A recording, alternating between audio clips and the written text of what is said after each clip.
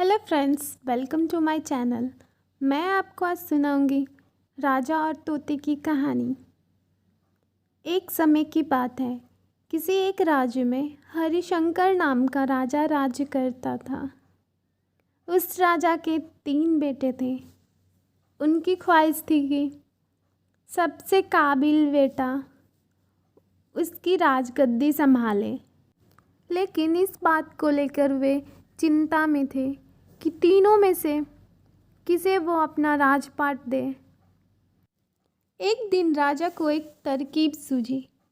उसने उसी समय अपने तीनों बेटों को बुलाया और कहा, बेटे, आज मैं तुम सबसे एक सवाल पूछता हूँ। अगर तुम लोगों के सामने एक गुनहगार खड़ा हो तो तुम उसके साथ क्या करोगे? इस पर राजा के पहले बेटे ने कहा, उस अपराधी को सजाए मौत दी जानी चाहिए। वहीं दूसरे बेटे ने कहा, गुनहगार को काल कोठरी में बांध देना चाहिए।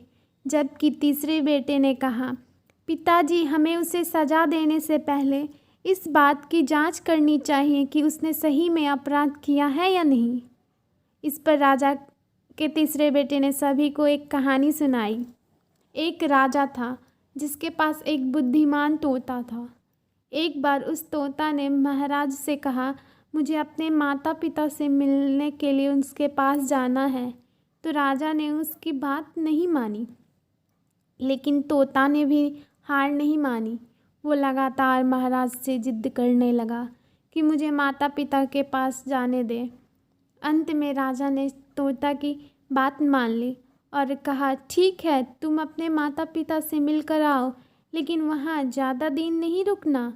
राजा ने तोता को केवल 5 दिन की अनुमति दी और कहा, तुम अपने माता पिता से मिलकर आओ।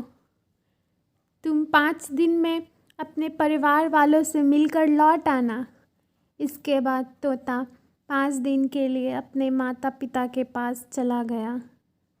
छठे दिन जब वह राजा के पास लौट रहा था तो उसने सोचा कि क्यों न वह महाराज के लिए कुछ उपहार ले। फिर वह पर्वत की ओर निकल पड़ा। दरअसल वह महाराज के लिए अमृत फल लेना चाहता था, और अमृत फल लेने के लिए जब वो पर्वत पर पहुंचा तो वहां पहुंचते पहुंचते रात हो गई। तोता ने पर्वत पर पहुंचकर फल तो ले लिया, लेकिन रात हो जाने के कारण वो आगे नहीं बढ़ा और वहीं रुक गया। उस रात जब तोता सो रहा था, तभी एक सांप वहां आया और उसने राजा के लिए गए अमृत फल को खाने लगा।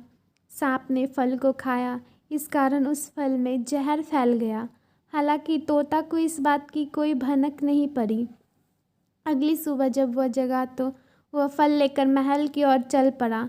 जब वह महल पहुंचा तो वह खुशी खुशी सीधे राजा के पास गया और कहा, महाराज, मैं आपके लिए यह अमृत फल लेकर आया हूँ। आप इसे खाएंगे तो सदा के लिए अमर हो जाएंगे।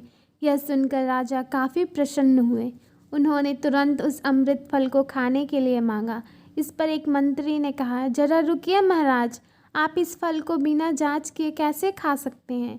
एक बार ही देख लीजिए कि तोता द्वारा लाया गया फल सही में अमृत फल है या नहीं। राजा ने उस मंत्री की बात मान ली और सहमत हुए और कहा कि तुरंत इस फल को एक कुत्ते को खिलाया जाए।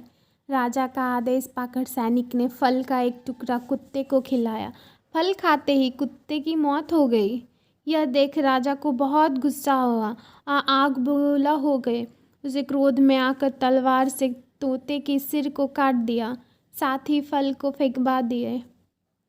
कुछ साल बाद ठीक उसी स्थान पर एक पौधा निकल आया।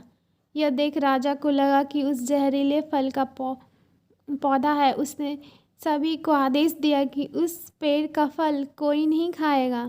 कुछ दिन बाद एक वृद्ध व्यक्ति उस पेड़ के नीचे आराम करने के लिए रुका। उसे भूख भी काफ़ी ज़ोर से लगी थी। उसने उसी पेड़ से एक फल तोड़ा और खाने लगा। फल खाने के बाद वो बूढ़ा व्यक्ति एकदम से जवान हो गया। राजा ने जब ये देखा तो वो आश्चर्यचकित रह गया। उसे समझ में आ गया कि वह फल जहरीला नहीं था और उसे बहुत बड़ी गलती हो गई। उसने बिना सच्चाई जाने तोता को मार दिया। इसे लेकर वो काफ़ी पछतावा भी हुआ। इसके लिए वह मन ही मन खुद को कोसने लगा। इधर तीसरे राजकुमार की कहानी खत्म होने के बाद राजा हरिशंकर ने उसे ही अपना उत्तराधिकारी नियुक्त किया। इसके बाद राज्य में जश्न मनाया गया। अगर आपको आज की कहानी अच्छी लगी हो तो प्लीज़ लाइक कीजिए, कहानी शेयर कीजिए और चैनल सब्सक्राइब कीजिए। Thank you for listening.